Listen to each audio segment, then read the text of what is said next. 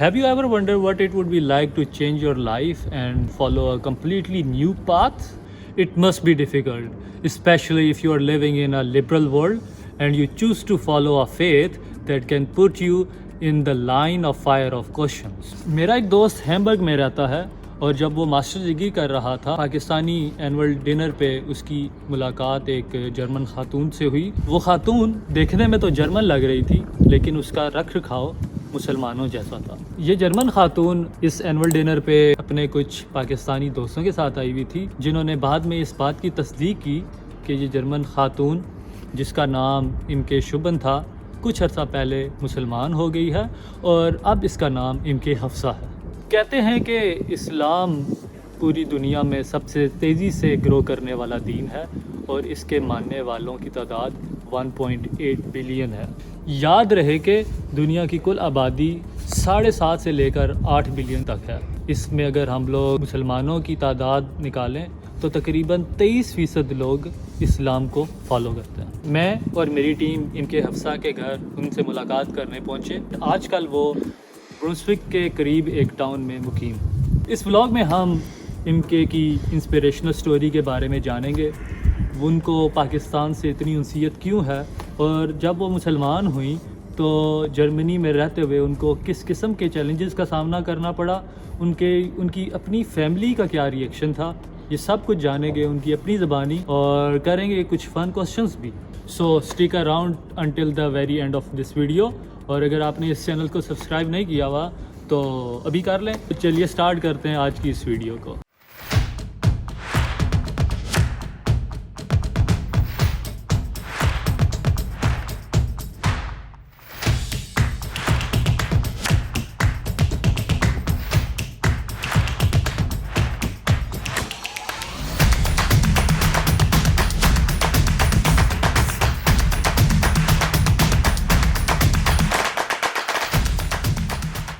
Dear friends, folks who came abroad, especially in Europe and settled down here, always have some questions in their mind. For example, how to mix up in this culture, how much we should mix up, how to maintain a balance between their own rich culture as well as the culture here. And the most important, how to groom their children while living here abroad. These are very important questions. We realize these questions and try to figure it out. And today we find a very suitable person who is a German national and who has a big heart for Pakistan. Some of you might know her from her social media comments and help at different social media platforms. We have with us a very special personality and a mother of three, Miss Imke Hafsa. A very warm welcome and thank you very much for your time, Miss Imke Hafsa. Thank you so much. Assalamu alaikum. Today we discuss a lot of questions and of course try to conclude about these special concerns about the expats living in Germany, and of course fun segment at the end of this video. So stick around and don't miss the end of this video. So please share about yourself, about your education and upbringing. Yeah, so I was brought up near Hamburg and I grew up in a very conservative German suburb actually. I was very fortunate to go to a good school and I was fortunate to grow up in a nice home with garden and so on. I did not really socialize that much with non-Germans, so to say. Yeah. This is how I grew up, and after my school I did some Ausbildung. Like Ausbildung is an education that is not a university degree, right? It's some special system we have here in Germany. You might know about it. Yes. So I did some Ausbildung in chemistry. I completed this Ausbildung. I went to Sweden for some time, for some months also after my A-level. And then actually I wanted to study something like in the chemistry field, but I was not sure if I can manage the mathematic part in this, yeah.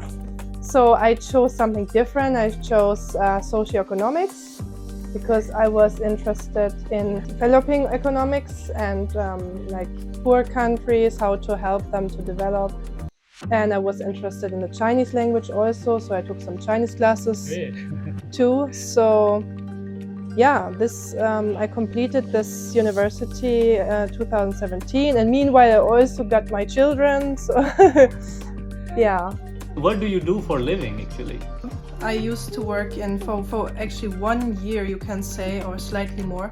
I worked in the quality control of a pharmaceutical company, and then I changed now to the sales. What are your hobbies actually? Your travel or something like that? Yeah, traveling definitely, although it's quite difficult right now because of the kids.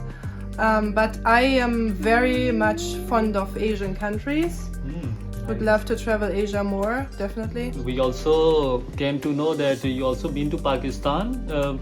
Which cities you've been, and which city you really like? I have been to the main cities, the 3 main cities, Karachi, Islamabad, Lahore. I have been to Murree and Ayubia. I really love all cities. Every city has a special touch, definitely. My favorite is Islamabad though, because of the I'm also from Islamabad. Wow, that's nice. So Islamabad is definitely my favorite city because it's clean, it's international, you have the mountain area nearby. So if you feel hot in the summer, you can go into the mountains. You reverted to Islam few years back, that we know.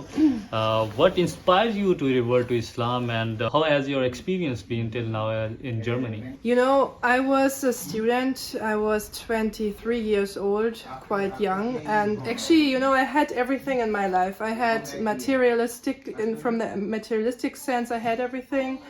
I had my friends, I had my studies. I was actually well off. I had everything, but still, I had some void feeling inside me.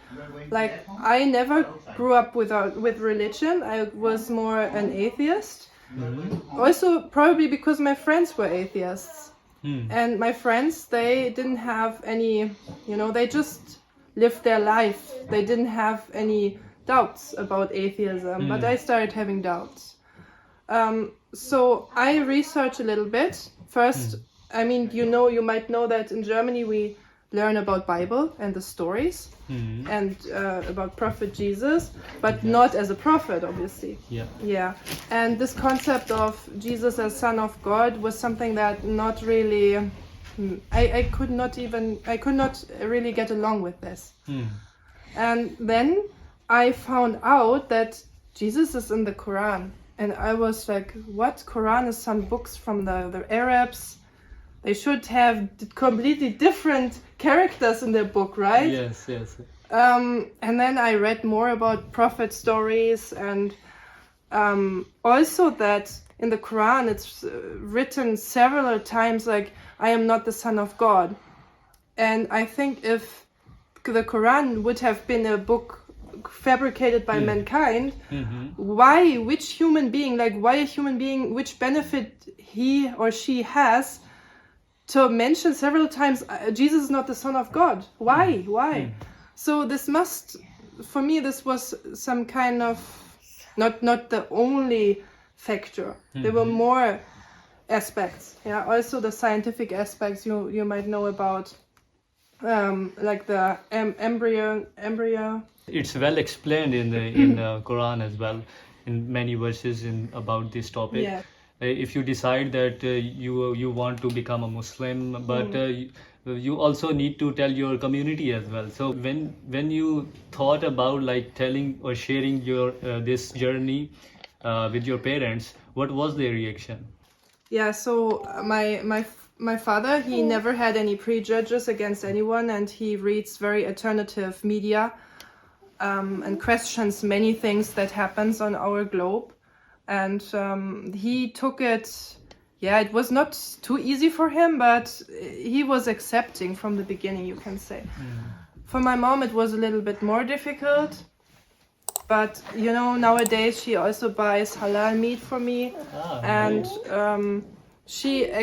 I cannot complain at all because my parents are not behaving hostile or anything, What is your thought about current political climate in Germany regarding Islam and Muslims? Actually, compared to other countries, it's not too bad, honestly speaking. I mean, Austria and Netherlands nowadays, I think or France. If it comes now probably into your mind that girls at the age of 16, for example, goes to school, she's not allowed to wear hijab. Yeah.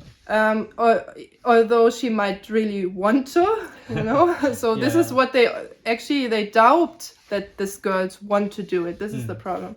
And then they completely forbid it. But in Germany, I think nowadays, we have many refugees coming here.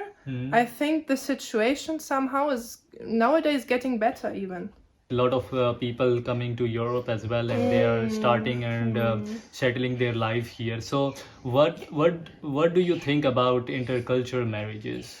Yeah, definitely intercultural marriage can work, definitely.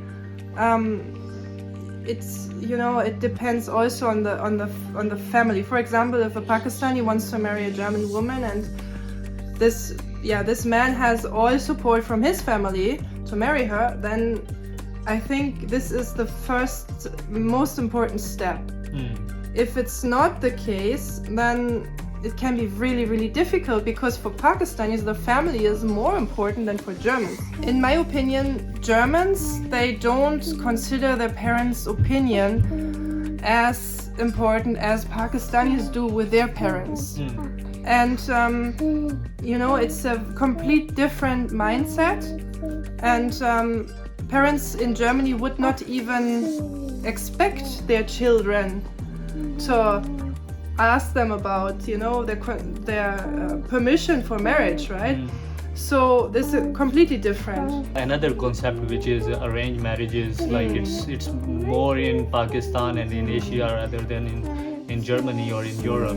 So what was your thought when you first heard about this arranged marriages? Very honestly, arranged marriage itself is a very good concept, because if I, as a parent, I know my child best, and if I have a good intention for my child, then I might really find someone in the family or from friends or whatever, someone in my field, so who would be absolutely suitable for my kid.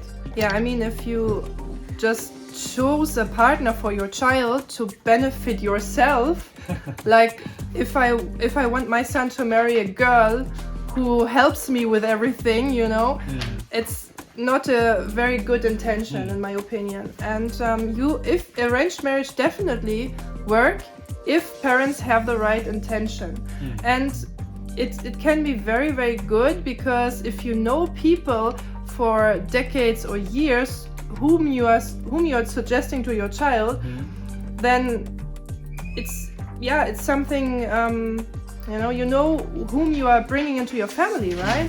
Yeah. So if you randomly meet people here, people can hide their lives and their past, and you might find out later, and then it's too late, you already have children with this person or something. Yeah, so I think arranged marriage itself is a very good concept, but the children, they have to consent, of course. They have to give their consent, and the parents have to have a good intention. As a Muslim, you are having experience. How do you think this reversion shaping up your future? Actually, I think I have gained some more self-confidence because of the religion, and some internal peace, because I think that, for example, the 5 daily prayers, they give you peace, definitely. And the time during Ramadan, for example, is very, very special.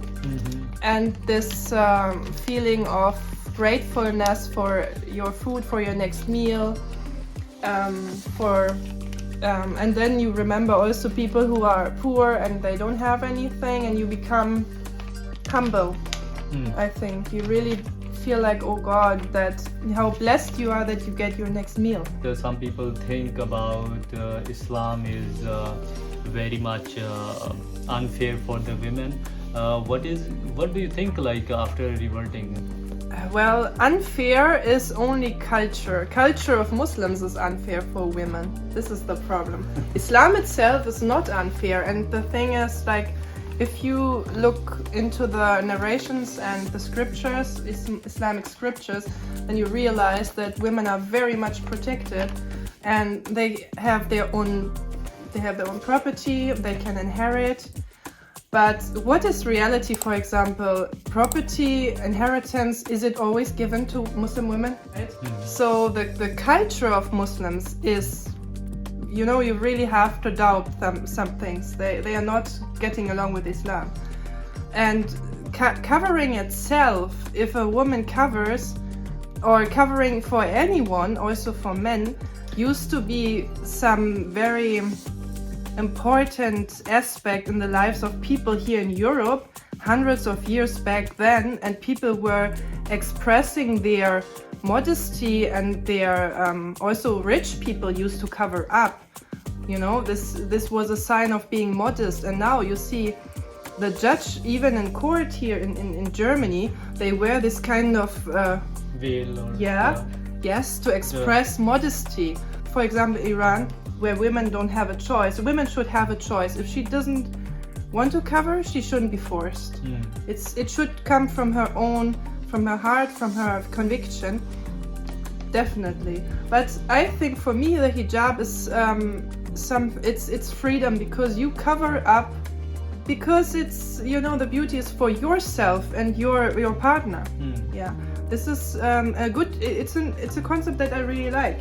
And now you have a big heart for Pakistan. How did you get to know about Pakistan? Well, usually if you get to know about different countries, it happens when you fall in love with somebody. This happens mostly. And I didn't know before, when I was young, as I told you, I did not have any interactions with, that's too close interactions with non-Germans. Let's express it this way. So neither did I know too much about Turkish culture or Afghani culture, and even less about Pakistani culture. And then I was interested. I was very curious to know and to find out about this country. And getting to know more Pakistanis, I realized, okay, they are not, Pakistanis are not the Pakistanis within the society. There are so many differences, and one family can be completely different from another family. Also, there's a big gap between village and city. Very big gap. The mindset of people from village can be completely different from the mindset of city people. Areas. Yeah, so different. So if Pakistani students who come here, most of them come from educated families, most of them, majority. And then you get to know a completely different mindset of Pakistanis. But if you have others who came here like uneducated people, then of course if you meet them first, then Germans will say, okay, now my prejudges are being confirmed, right? And also at your social media platform, it's written that you have a big heart for Pakistan, and I also mentioned a lot in this interview. So what made you say so? Well, I visited Pakistan first time 2016, sorry. Yeah. 17 was second time. But my both journeys really impressed me. I was so much welcomed in this country. People were so welcoming, so friendly, so hospitable, that really convinced me. I really felt I am welcome here. This is my home somehow even. And the climate also, I came to Pakistan in winter. And in winter, for us Germans, the climate is perfect. 20 degrees, 25 degrees is great. I was like, oh wow, it's winter time, and there are flowers and mango trees and whatever, This is something that made me feel very attached to this country. And then the mountainside of Pakistan is absolutely beautiful. Pakistan is completely underestimated as a journey. You can go to Pakistan for your journey if you have like natives around you who help you, definitely. I was very impressed. And then, you know, the thing is, I am someone who likes colors, who likes chaos. And being in the city of Lahore, I was like, wow, I like it. So you see so many different people and yes, as I said, colors.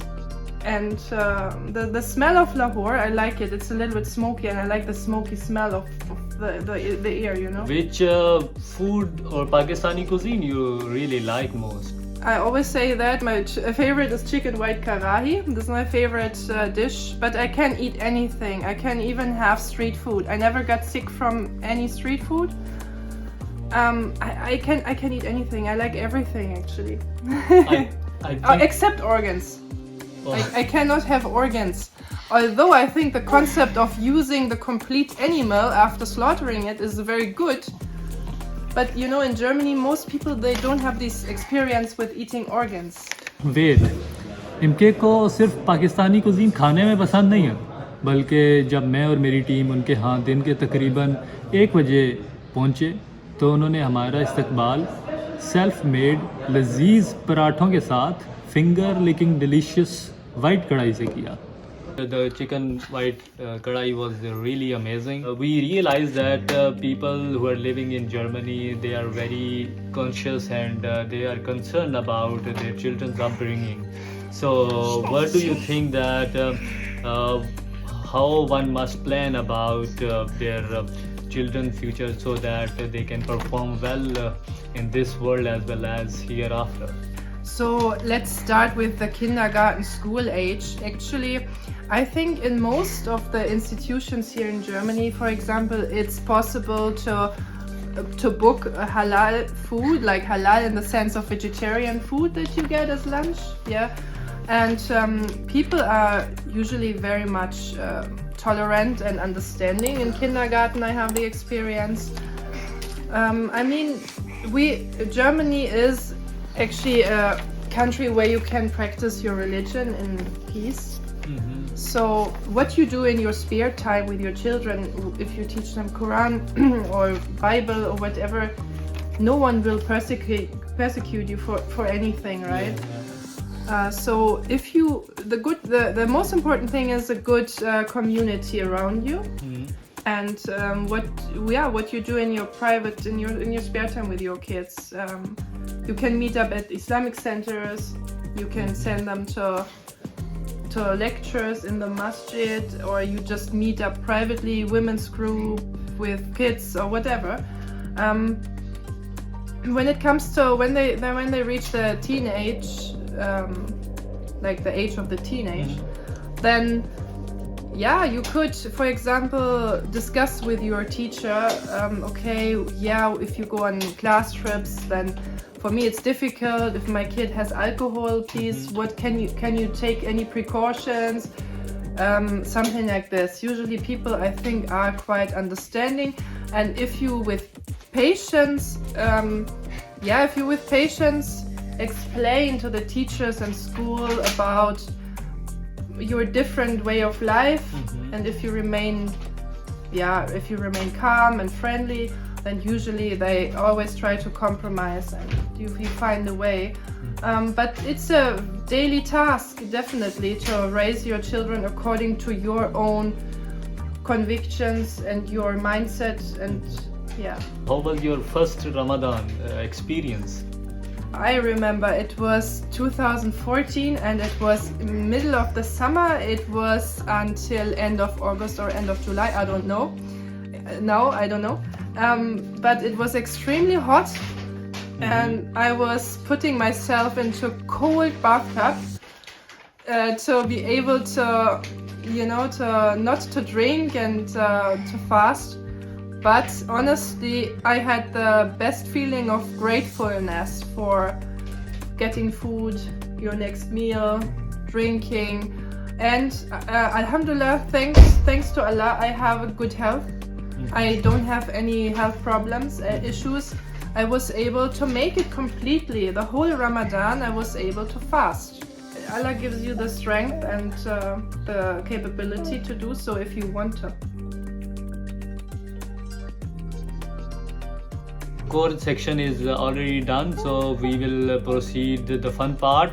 So first I will ask you some rapid fire questions, so be ready for that. What is your favorite food? Chicken white Karahi. That's really nice. What is your favorite book? It's called the Moomins. Like the Moomins is Finnish stories for children from Finland. Moomins. What is your favorite travel destination? Yeah, Pakistan definitely, but I would love to go to Thailand. And what is your favorite travel season? Winter. What is your guilty pleasure? Chocolate. That I was expecting. Yeah. And who is the king of Bollywood? Shah Rukh Khan. Not Yeah. Salman Khan, not Amir Khan, it's Shah Rukh Khan. Who is your favorite? What was his name? Akshay Kumar? Ah. Yeah, he has good movies, makes good movies, yeah. Yeah. And which is the best advice you ever get in your life? Think before you do something. What do you do in your free time? I love to watch documentaries. I love to do handcraft with the kids. We do a lot of handcraft. And I love to learn languages. I love to go outside. I'm a very sporty person actually. I love to move outside. Swimming. Oh. Yeah, if I get the chance, horse riding too. Yeah. Sure. This rapid fire section is ended. Now we will go and proceed towards the whisper challenge. So guys, let's start our whisper challenge. The first word is... It sounds like Mazida hai. It's...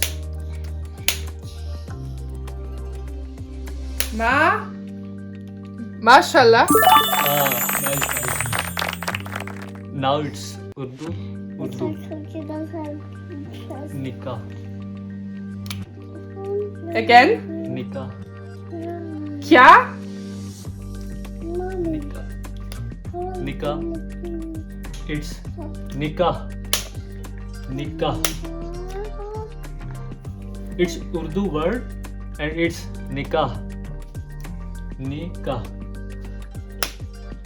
So it's nikah. It's German. Tut mir leid. Nochmal. Again. Tut mir leid. Können Sie mir helfen? Tut mir leid. Mir leid. I think so. You can take it out. I think so. That's really difficult, but it was just simple. Tut mir leid. Ach, tut mir leid. Ja, natürlich. Oh my god. So now we will do some riddle challenges. So my first riddle is famous personality in subcontinent. You will only answer with yes and no, right? Yes, that's how it goes. Male? Yes. Politician? Yes. Ex-cricketer? Yes. Got two sons?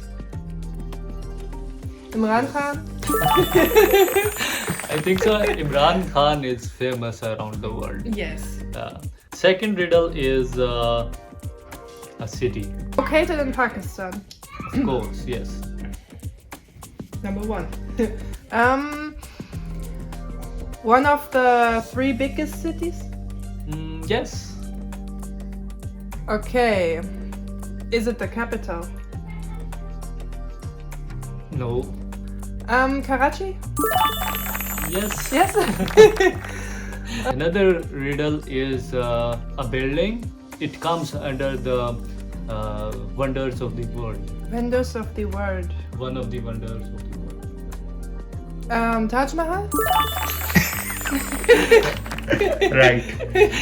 Actually, guys, I was thinking that it was really hard for her to like guess, but it was quite surprising that she was My like, favorite building actually is so beautiful. Taj Have you Mahal. been there? No, sadly not. Do In you my know? list. Do you know where it is? In Accra. Agra. Yeah. It's very famous. The last one is a holy place. Holy place for Muslims. Yes. In Saudi Arabia. No.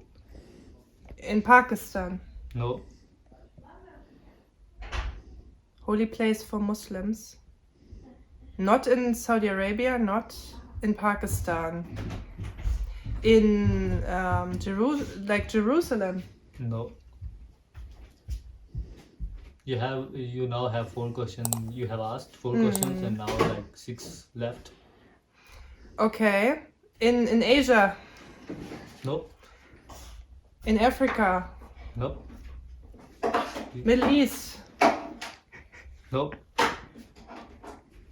You have said now 3 questions. Holy left. place for Muslims is masjid. This is what you is mean. a masjid. Masjid. I'm asking about a specific specific masjid. Now I can give you a big hint. It's in Germany. In Germany. It's Cologne, in Cologne?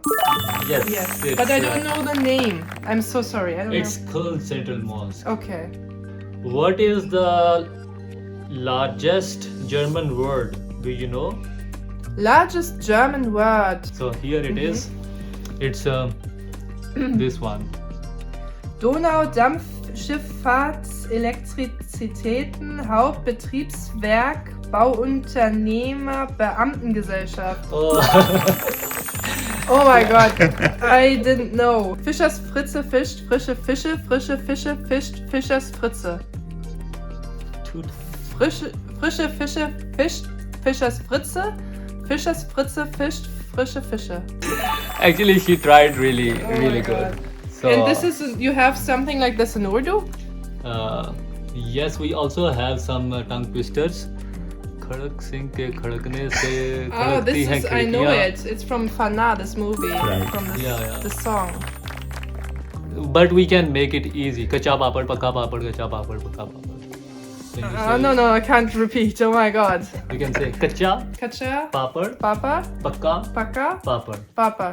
कच्चा Kacha, पापड़ Papa, पक्का Paka, papad. Papa.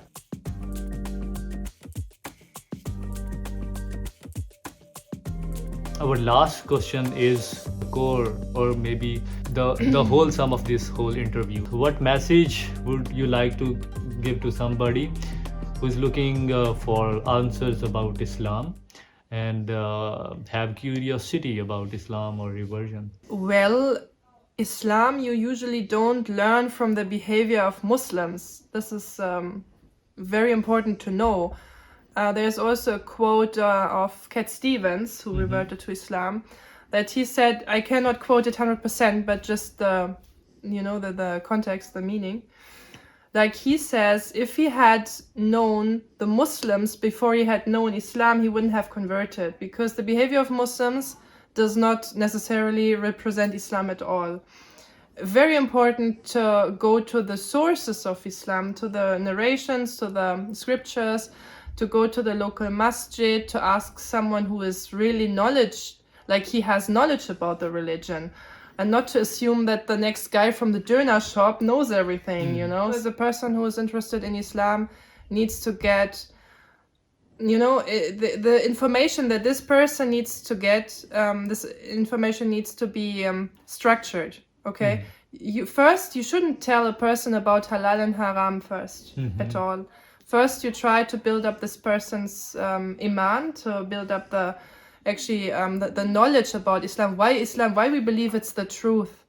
But if a person gets the information through social media, there's so much information coming in, and then it's mostly only about this is haram, this is halal, and the person might feel like, oh, this is a religion only with restrictions. If you don't have iman, then you don't understand why there are these restrictions, and you have to understand first why this religion makes sense. If you want to know something, you can go for the authentic means, for example, Quran or like the Hadith. Yeah. Yeah, and you need to find the right person who guides you appropriately, definitely. Yeah, that's nice. And at the end, this is a compulsion. Enduring impressions ko subscribe kare. Gandhi ko dabei. Like, comment or share kare. That's really nice. That's really nice. Thank you very much for your time, and thank you Bahut for shukriya. everything. And I hope we'll meet again soon. Thank you. Inshallah. Thank you so much. Assalamu alaikum.